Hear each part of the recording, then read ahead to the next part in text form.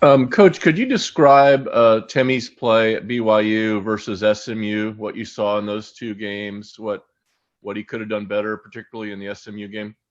Yeah, I think maybe he was a little bit more calm for whatever reason, and at BYU, I don't know if as big an environment was, and really making sure he was aware of that kind of calmed him down and got him in his zone compared to maybe SMU, where he missed a couple throws that are uncharacteristic for him. But really, just I got to do a better job of getting him prepared and ready to go. And he's had a great mindset coming after that into the bye week and this week in his preparation. I certainly expect him to perform to a high standard this weekend. Are the throws that he missed at SMU, is it just haste or didn't see some things, or why do you miss, do you think? It more comes down to fundamentals and getting his feet set. There were a couple of times where he had, one was on the run where he didn't get his feet set, kind of throwing off his body, and another one where he stepped up in the pocket and locked out his front leg. So it's much more fundamental issues than anything else on those. Okay, thanks. Will Turner. Good morning. Tulsa gives up a lot of passing yards, but they also do some things that you guys maybe won't see all year, as Coach Scott was saying with some of their coverages. Yes, sir. They've got a key safety out. Went out against Memphis. I mean, this is kind of a double-edged sword matchup. When you were coming into the week and coming through the bye week, how are you guys approaching it? Yeah, looking at Tulsa's defense, the first thing that jumps out is they do a great job of coming out and stopping the run.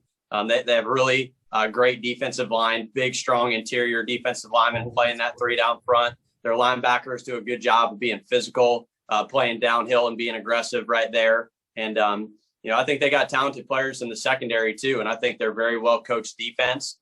They played some really good offenses, similar to our schedule to begin the season. They played Oklahoma State, Ohio State, and Memphis is a really good offense as well. So they've met with some challenges with those opponents right there. But I think they're a talented defense. It's good for us having the open week. They definitely have a complex, unique scheme that's a bit different than most of the teams that we're going to see throughout the year.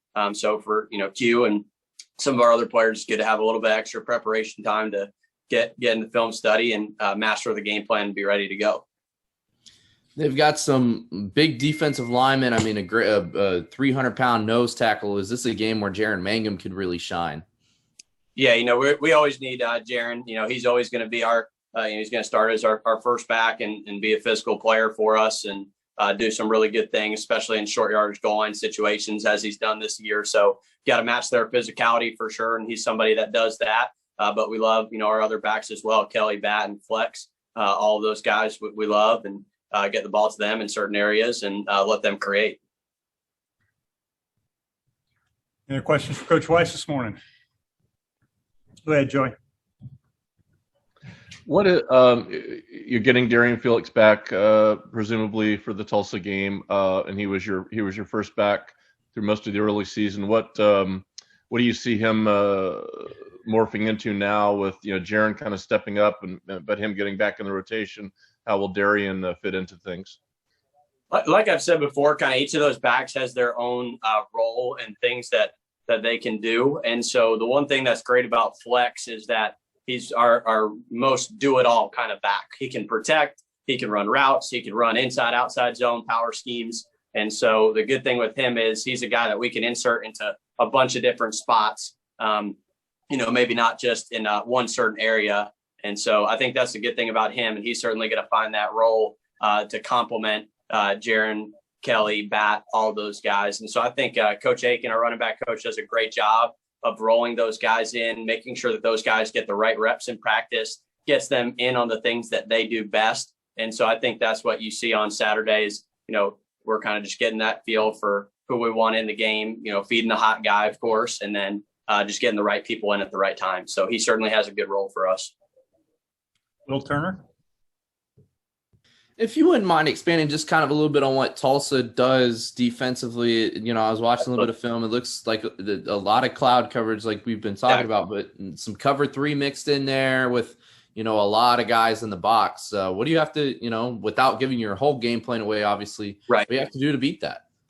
Yeah, so, they play a three down front. And like you mentioned, there's certainly, a lot of the cloud coverage to both sides. And one good thing is we've seen some looks similar to that from our defense in the past, which is certainly a benefit. But what they do such a great job of is they give the appearance of a very light run box, but then those overhang backers and people on the perimeter, they come crashing in to set edges and fit the run. And so you'll see, they're in their double cloud. They have, kind of like a star nickel Sam kind of guy that plays in the middle of the field. And he just takes away a lot of different things where he can take away some routes over the middle. He can go and fit interior run plays. He can play the quarterback. And so they do a really good job scheme wise of putting that guy in spots that create some confusion for an offense. So it's really all about, mastering the game plan and knowing, how to manipulate certain coverages, being able to identify certain coverages. But that's another thing they do a very good job of. So they do a good job of disguising, hey, when they're in man coverage versus when they're in cloud coverage.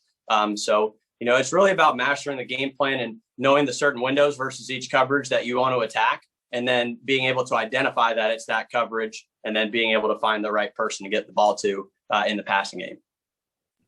Is it a little bit pleasing that you don't have to scheme around college football's best defensive player in Zayvon Collins this year? Yeah, that's a welcome change. He was a heck of a player, one of the best I've played against. So I'm happy for him that he's first round pick and doing great things. Joey Johnston. Coach, with the way college football is going these days, obviously we see these incredibly high scoring games, 45, 44, and even unusual anymore. We see these games a lot, and it seems like, every possession is so cherished to get points out of it. Has it changed the way you think as a play caller? In other words, when you have a 4th and 3 in a situation that 10 years ago you would punt without thinking about it, do you entertain the idea of going for it more often now just because of the way the game is played? Yeah, of course that's up to Coach Scott. He's going to be the one to make those kinds of decisions. But I think just in college football in general, like you said, every possession does become more and more critical when you're playing, especially in our league, we're playing against a great offense every single week. And so we always stress to our guys the importance of every single time that we get on the field and touch the football, and got to make the most of every single opportunity. And I think, some of the best offenses in college football, are aggressive in all situations, first, second, third down. And then, obviously different teams have different theories on when to go for it on 4th down or not. And, we rely on Coach Scott to make great decisions for that right there. And, we're just called to execute, when we get the ball and do what we're supposed to do to help our defense out. And it's not always just about scoring too, but sometimes it's, when you're going against good offense, like we've done at times, is, control the clock and get some first downs to give those guys a break so they can refocus and be recharged by the time that they take the field. It's one thing I thought we didn't do a good job of against SMU in the first half is put the defense back out on the field multiple times. So we just got to make sure we take advantage of each and every opportunity that we get and go out and execute the game plan and play the absolute best that we can.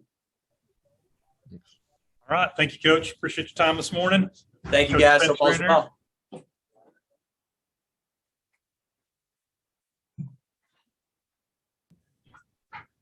All right. We'll take questions for Coach Spencer. Joey, you want to kick us off today?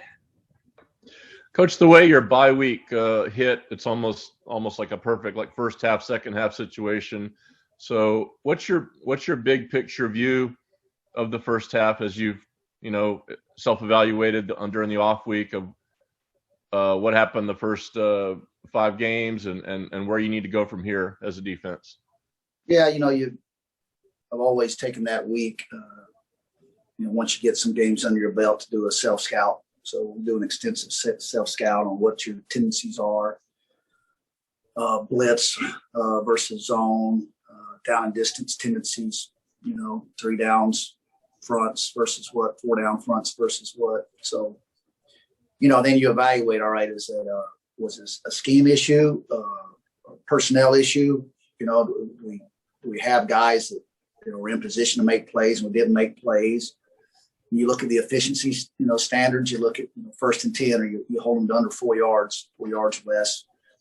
So that's an efficient call. So you look at what you do well and some things you don't do very well, and you come out of that when the open week saying, all right, this is what we do better than this. So let's emphasize this more. And whether it's a position that just didn't make plays, that's another issue you have to address, in your practice time.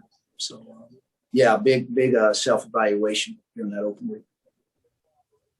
What do you surmise from what you've seen then in those 5 games? I've got to fix kind of some things that we just can't do personnel wise. Some things you'd like to do, but you can't do right now. With the state of some injury issues, you got some things we do well. Some things that we attack some schemes well with guys in position. We just got to make plays.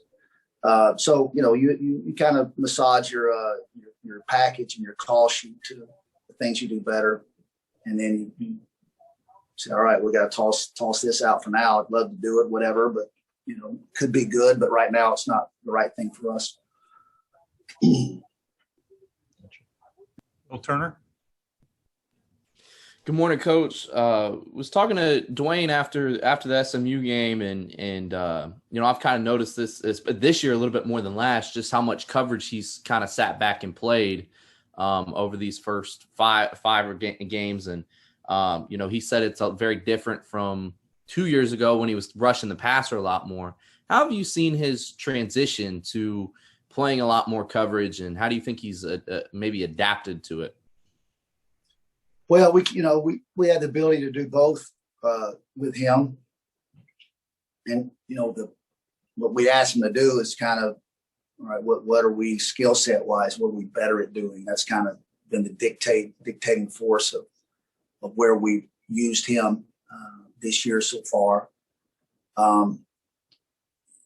Whatever we're doing, you want to get the best 11 on the field.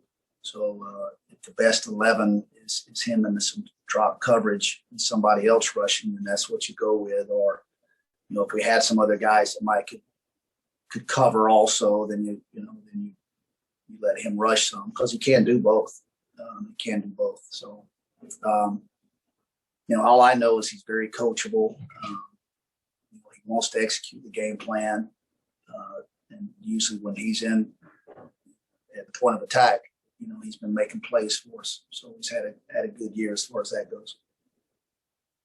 And what does Tulsa show you, with their offense? Have got some really good running backs, a quarterback that looks like he's rebounded the last couple of weeks. What do they show you offensively heading into Saturday night? Coach Montgomery is a tremendous play caller. Went against him many years when he was at Baylor. When I was at Oklahoma State, it's that system where they're gonna make you play fast. They're gonna take shots at you. At any time they can go vertical on you. You've got receivers that run really, really, really good routes, and you'll see them. You'll think they're pushing you off to go deep, and they'll stick it and come back at 10 yards. And great timing with the quarterback. When he's got picks, it's kind of like an NFL mentality.